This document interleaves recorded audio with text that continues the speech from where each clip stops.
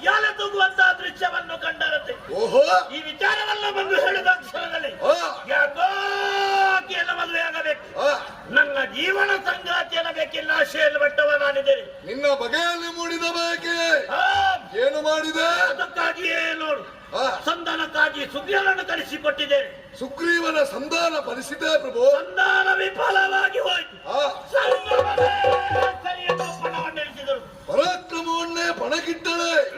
ನೀವೇನು ಮಾಡಿದಿರಿ? ಧೂಮ್ರಾಕ್ಷನನ್ನು ಕಳಿಸಿಕೊಟ್ಟಿದೆ. ಯಾಕೆ? ಎಲ್ಲದಕ್ಕಾಗಿ ಎಳೆದು ತಂದನೆ ಕಳಿಸಿಕೊಟ್ಟಂತಹ ಧೂಮ್ರಾಕ್ಷನನ್ನು ಓಂಕಾರ ದೃಷ್ಟಿಯಿಂದ ಸೊಟ್ಟ ಬೋಧಿ ಕುಳಿತರಂತೆ.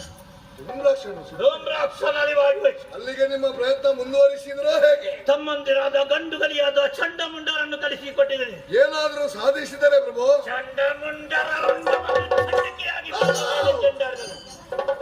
ಚಂಡಮುಂಡರು ಅಳಿದು ಹೋದರೆ ನಮ್ಮ ಪಾಲಿಗೆ ಚಂಡಮುಂಡರು ಇಲ್ಲವಾದರೆ